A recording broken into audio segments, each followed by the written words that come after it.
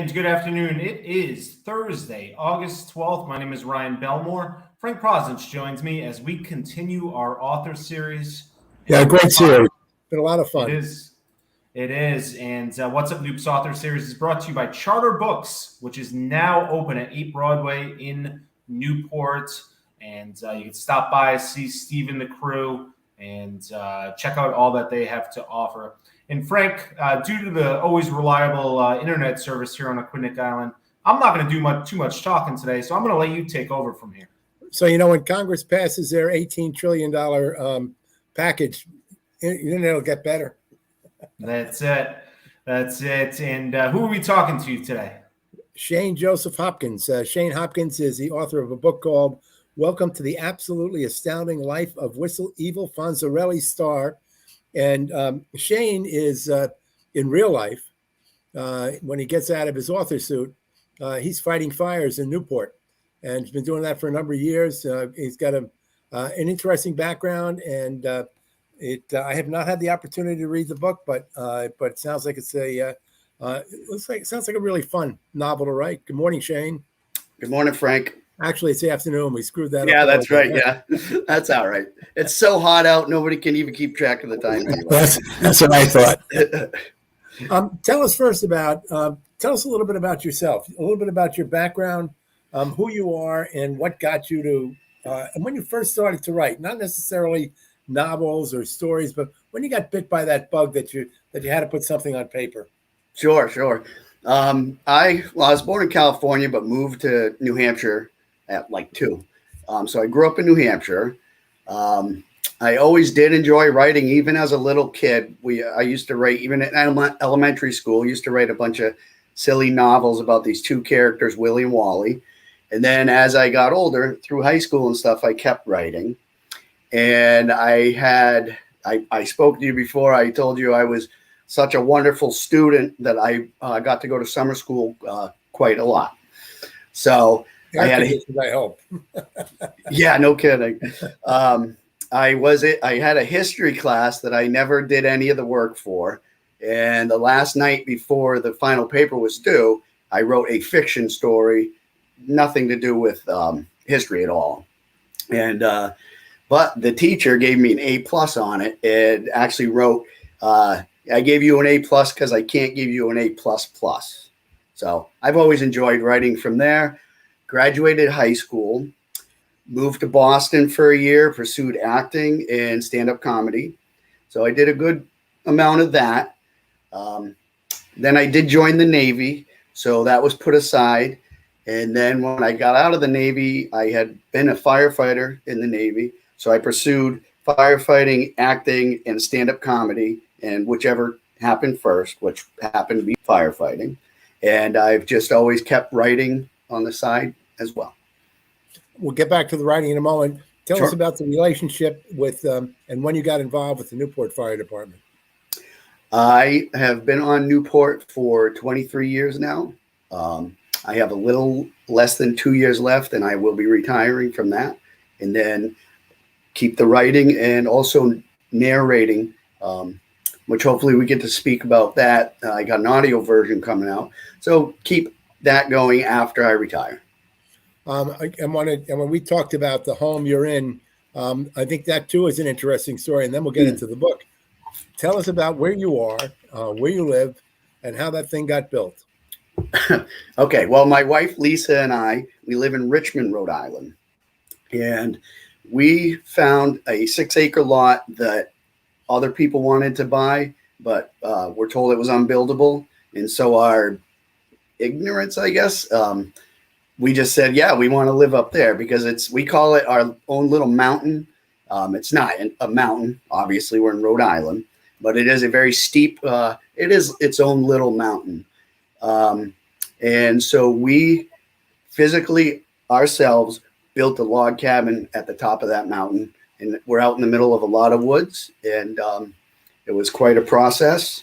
And I lived in a tent for a year while we were building. And then I graduated to the shed, and then to the basement, and then finally we moved in. Does your wife ever send you back to the shed?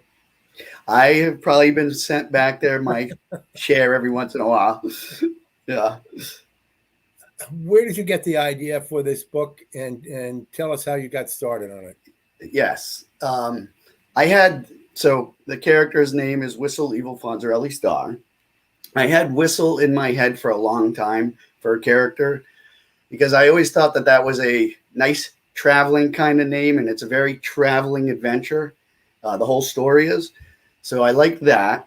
And then growing up in the 70s up in New Hampshire, my two heroes were Evel Knievel and Arthur Fonzarelli. So Evil Fonzarelli, and then Starr with the two R's. Some people have asked, is that Ringo Starr? That wasn't a conscious decision on my point, but maybe it was. And I think that whole name just rounds out really well. Give us a quick synopsis of the book. Okay, it's about a boy who grows up in northern New Hampshire, which took me a long time to convince Lisa that the story's not about me, because it is not about me. And then, but there are similarities. Am I correct? Yeah, the start does have some of my stuff just so I could get the character rolling. And then throughout the whole story, there are certain experiences that I've had threaded within it. But once again, it's definitely not about me. And while I'm thinking of it, I really want to make it a point to say, because I always try to say this in every interview, it's not a children's story. So I just want to get that out there while I'm thinking of it. So anyway, so he ends up leaving home, and he just has this great desire to travel and go out and see whatever he can see. So he does that, and it just chronicles his life through his travels throughout the country. And he just meets character after character, has adventure after adventure. And, he has his ups and downs, just like all of us. He has a lot of good successes, and he has a lot of bad failures along the way. So it just follows that whole thing. Over what kind of a period of time do we follow Whistle? It is, without trying to give anything away, we'll just say he grows up throughout the book. So are we seeing his entire lifetime? Are we seeing it up through his early adult years? No, into his somewhat older years. Not hugely older, but getting up there a bit. What was your motivation, or what did you hope to accomplish in writing this? Well, let me rephrase that. What do you want people to take away from this book when they finish reading it? That's very interesting question, Frank. Now, looking at it, I want people to just really enjoy a good adventure novel that kind of helps them, especially with everything we've been dealing with the past couple of years, helps them escape a little bit and go into kind of a different world, and just go on a journey like that. I wrote it originally just because the story was in my head so strong, the backbone of the story. I knew where it was going to start. I knew where it was going to end. And then as I went, I just filled all the detail in with, I don't know, maybe if stream of conscious writing is a correct term. I'm not sure, but it was kind of like that. As I went, I just put it together. Did you write constantly every day and for a certain period of time? I know that some writers will sit there and say, I've got to write 1,000 words today, or I've got to write a chapter today. No, sir. Have any regimen at all? No, I didn't approach it like that because I don't think I would like that approach.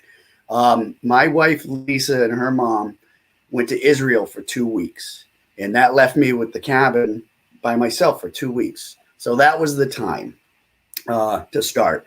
And I can't type, so I started writing by hand. It just took a notebook, started going, and everything was flowing very well.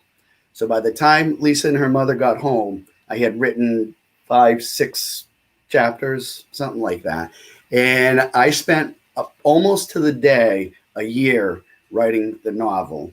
And Lisa would sit there and be watching TV, and I like that background noise. If it's complete silent, that doesn't work for me.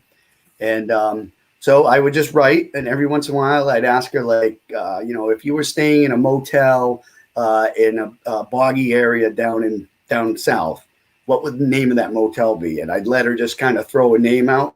And more times than not, I would just go, yeah, okay. And I would also ask her a couple times. I asked her, like, what do you think about, like, describe a character. What do you think that name would be? And she'd throw out a name. One of my favorite names that she came up with is a character that Whistle meets in Boston. And it's a perfect name for this character. And it's just too funny. What did you find the hardest part about writing the book, and perhaps the easiest? That's a really good question. The hardest, and I suppose, like, you just asked me, like, you have to write, 1,000 words today. If that was my approach, that to me would probably be the hardest part, because sometimes you would sit and you would start writing and you'd write for like 5 minutes and say, this isn't working tonight. It's not working.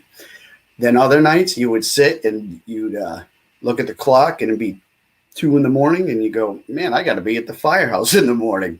The easiest was actually just exploring where Whistle's life actually went along the way, and just coming into adventure after adventure, because they would just, most of the time, they would just be there and they would come quite easily. So that was probably the easiest part. Have you visited all the places that you've had Whistle visit? No. I mean, I've visited some, but that would take a lot to visit everywhere that he visits throughout the story. So my presumption is that you did a fair amount of research on each place before you actually put it into print. Yes, I actually did. I actually sat there with a big atlas and with a highlighter. I actually, I had a map of the country and then a big atlas of all cities. And I would just map his course as it went.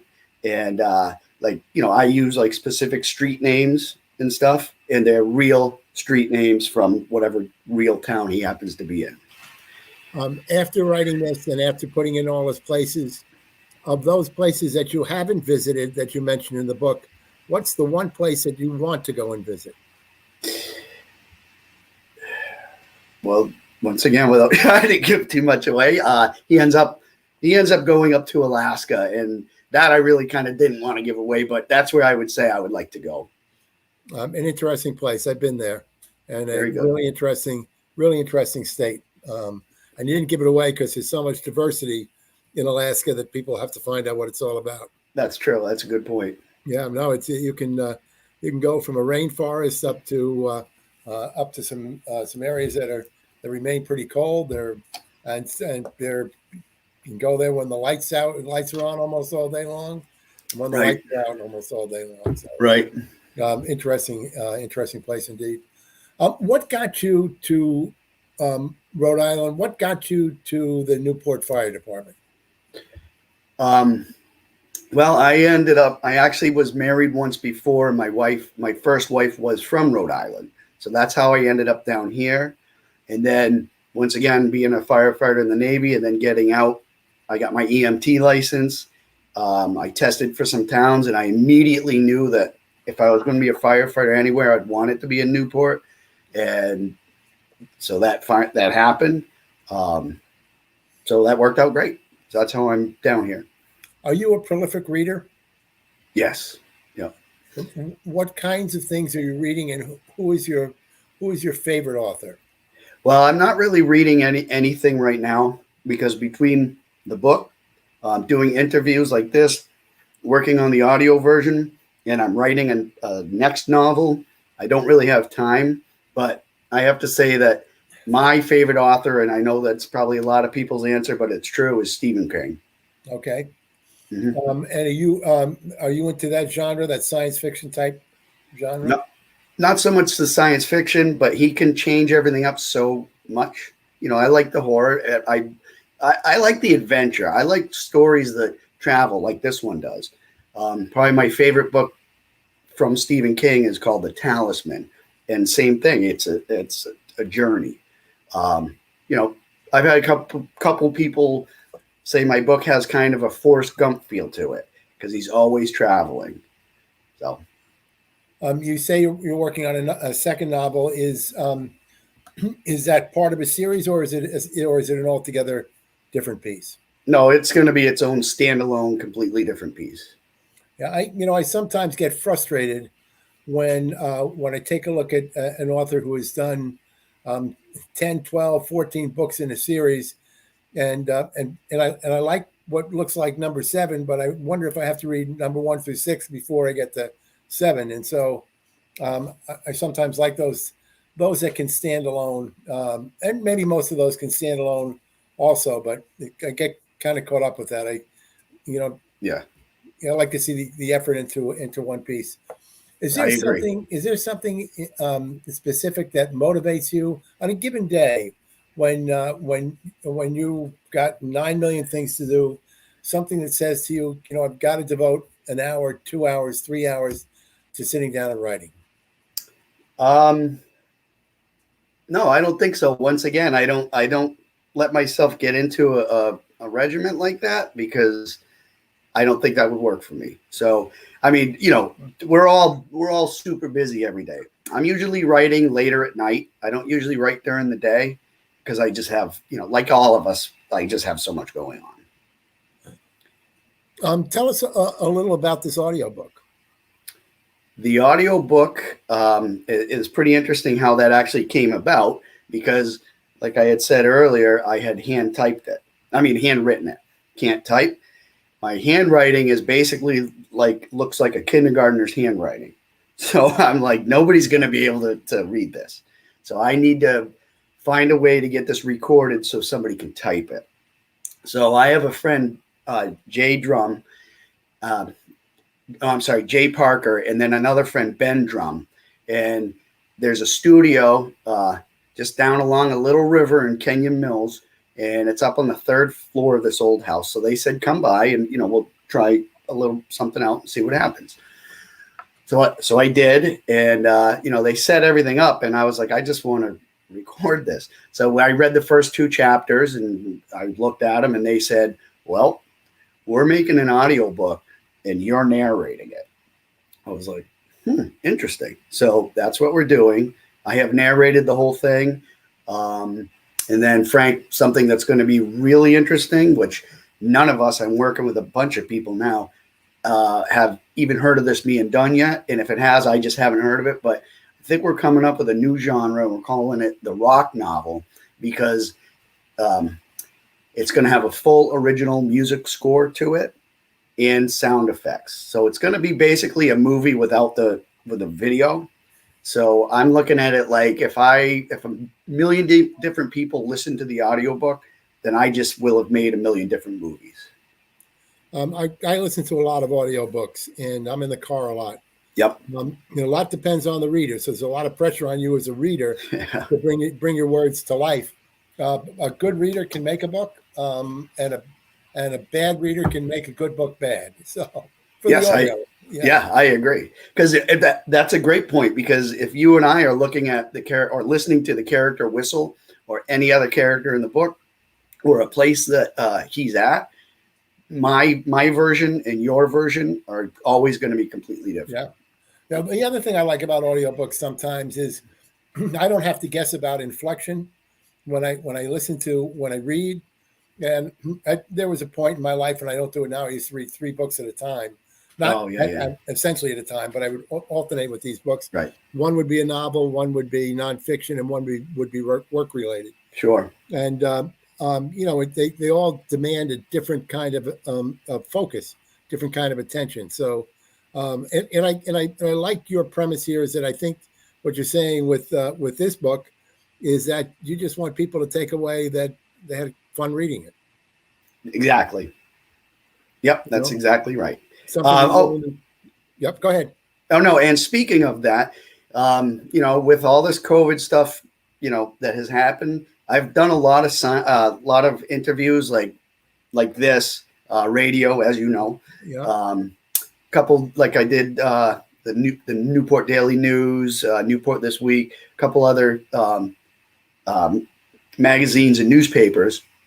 But coming this Saturday, 2 to 4 down at Savoy Bookshop and cafe, I'm actually doing my first book signing. So I'm very excited about that. For those who don't know, Savoy is in Westerly. In Westerly, yes. It's across from the United Theater, which just reopened. Yep. And 10 Canals. Yeah, 10 Canal Street, right. Yep. And it would be great if you hooked up with Charter Books in Newport. Yeah, I would love to. Who sponsored this series for us? That'd be a terrific opportunity as well. And I'm sure they're open to that. But yeah, that'd be great. Yeah, Savoy is an interesting story because the bookstore that had there was a bookstore in Westerly that went out of business, and Chuck Royce, who was the I don't know if he owns Ocean House or he's got a little bit more money than God. I know that. I'm pretty sure of that. But legend has it that he was upset that his hometown didn't have a bookstore, so went to Mystic, where he found folks who ran the bookstore in Mystic, a very nice bookstore, and asked them if they wanted to reopen or open a second one in Westerly, and that he would essentially give them the space. And that's how Savoy came along. And now around the corner, there's a used bookstore as well. So it lives, and it appears, I don't know if you know, but it appears to me that these independent bookstores seem to be doing okay. Yeah. And they seem to be scattered around, but there's an audience for hard copy. We all talk about technology, but there is an audience for holding a book in your hand. That's right. Being able to read it. And sometimes, I have some books here that have more of my writing in it than the author's writing in it. That's right. Because I've made all kinds of notes, but you can't do that on a screen. Right. No, and also, by the way, you mentioned they were given that space. First of all, I think that just to see that space is worth coming down alone. I mean, it's such a great old building. Yeah. Yeah. Well, Charter Books, I know, is in a wonderful space on Broadway. So I don't know if you've made it in there. I hope you can make it in there and see them. Yeah, I will. Stop in there and talk to them. After you fight a fire in Newport. I definitely will. I definitely will. You want to see him. Tell us a little bit, as much as you can, about this second novel, what motivates this, and how it might differ from, is this another journey novel? Is this another travel novel?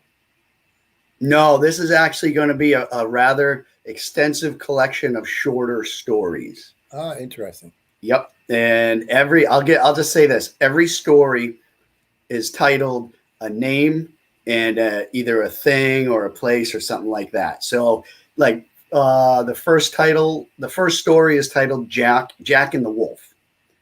And they're all titled like that. There's one called Walty and the Burger. So they're all like that. That, like I said, they're all shorter stories, and they're all a little. I won't say it's going to be a horror book, but they're kind of these twist stories. Mike, Michael Fine, Dr. Michael Fine, no, former director of the Rhode Island Department of Health. Okay, always wanted to be an author. Always had that inside him, as you have in what you're doing. And Michael was writing. He's written a couple of novels now, maybe more than that. A couple of I think nonfiction books, but writes a lot of stories, short stories, and it's a great genre. John Cheever, great author back in the last century. Oh my goodness. John Cheever was one of my favorite authors, both as a short story and a novel. Just there's so many great short story writers that putting me into a compilation of several stories is great.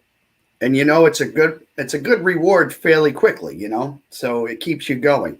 And actually, the title of my book is so long, but the chapters are quite short. And I like to write like that. So if you're at home and you're like in bed and you're like, okay, I'm going to read one more chapter. If that chapter is 40 pages, you're not going to do it. If they're shorter, next thing you know, you might have read 4 more chapters and been like, oh man, I got to go to sleep. Shane, have you had any reviews of your book so far? I have. I've had reviews. They've all actually been on Amazon so far that I know of. And I did ask some certain people to give me reviews because I want honesty. I don't want, I don't want somebody to say, oh yeah, Shane, that's just the best book ever. Good job. And really be like, I don't know. Although you don't mind that. Well, no, if they really feel like that, then that's wonderful. But if they don't feel like that, I would like to know, because I mean, I can't do anything about it for this book, short of running a second edition, but I can learn from it for future writing. What was the reaction from your fellow firefighters in Newport? It's been interesting. They don't really talk about it all too much. It's just, they're all happy for me, of course. But I think when it's friends and family, for some reason, whether you're in radio, whatever you do, they don't really want to talk about it too much. And I don't want to sit there and be the guy that talks about it all the time. And they're like, really, come on now, like I also, by the way, I told almost nobody I was writing this book, because I didn't want to be the one that says, oh yeah, I'm writing a book. And then, 2 years later, somebody says, oh, well, how's the book coming? And I got to be like, well, I'm not writing a book. I didn't want to do that. Very well taken. I know someone right now who has mentioned that they're writing a book. I don't know if they're actually doing it, but I know that people are pestering him about it. Yeah. And my thought is that either way, it's got to be an impediment to his to what he's doing, because people are going to have certain expectations. They're going to tell you what ought to be in the book all the time, and he's got to do his own thing. And I'm just one of those believers that you do it. And I'll tell you about it. That's right. Yep, do it. Hey, Frank, real quick, can I just show the book real quick? Sure, of course. All right. Now, I don't know. I'm going to try not to have it. If it's glared out, just let me know. But well, actually, if you're holding it pretty good there. Yeah. It's not glared there. There you go. Okay. Welcome to the absolutely astounding life of Whistle Evil Fonzarelli Starr. I'm Shane Joseph Hopkins. And also, real quick, my website is shanejhopkins.com. My email is shanejhopkins@yahoo.com.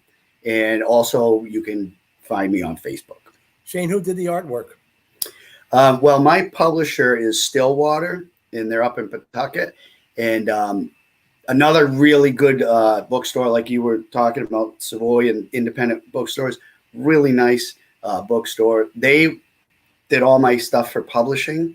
So I designed the cover. And then we went back and forth. There's a young girl up there that does their graphic designing and stuff, Emma St. Jean. And so we went back and forth. It only took us 2 times. And she took my design and made it into what I think, I don't know if the poster over here is glared out, probably is. I think it's a beautiful cover, and she did it. Yeah, it's glared out. But anyway, you can see the Whistle, and he's a young boy with a cape with a number 1 on the back, and he's on a bicycle. He's jumping over a hill, and that represents the beginning of his journey, the gateway, and he's going to go over that hill, and he's going to go for it, and whatever he sees, and whatever he experiences, he's going to experience. Where can people get the book, Shane? Well, you can get it anywhere.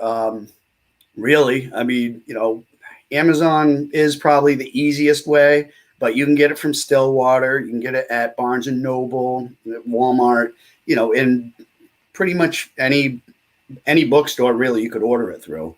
So if you do have a favorite, bookstore that you like to kind of, do business with, I'm sure they can get it for you. Shane, anything we've missed? Anything you want to make sure that people are aware of? You get the website, the title, the event. Top of my head, no, I can't think of anything. One more time, the name of the book. Welcome to the absolutely astounding life of Whistle Evil Fonzarelli Starr. That was a test. I wanted to make sure you could put all those words together. Well, I've said it enough now, but I've had more than one person say, "Wow, that's quite a title." And but after a while, they say it starts becoming rolls off the tongue easier. Oh, there is one thing. If you read the book, it's kind of not an official thing yet, but you're unofficially a member of the Whistle Brigade. And hopefully that grows into something kind of like, parrot heads or dead heads or something like that, it'd be fun. It's fun to watch it. You know, it seems like it's starting to grow, and that's very fun to watch. Very good. Shane, thank you very much for being with us today, and good luck with everything with this book, with your book signings, and hopefully something happens with Charter Books, and and good luck with your second novel. Thank you, and I hope I get to do another interview with you probably in November when the audio version comes out. Sounds great. That sounds great. Sean. Can't hear you, Ryan. You might want to turn off the mute. I might want to. Yeah, there you go. Yes, that information, I'll run it one more time here on the bottom. I had to check it about 3 times to make sure I got all of the words in the right order. A lot of words. But yes, all you need to know is shanejhopkins.com, and you can find the book as well as follow along his Facebook page and everything right from there. shanejhopkins.com. Kind of fun when you find a Newport Firefighter that has a whole other life that we didn't know about. Look at that, and we appreciate those firefighters. So, Yeah, all right, Mr. Prosnitz, thank you for bringing us this great conversation today. Thank you, Ryan. Have a good day. All right. And on behalf of Frank Prosnitz as well as myself, I want to thank Shane for joining us today. Again, shanejhopkins.com, where you can find out more about Shane as well as his new book.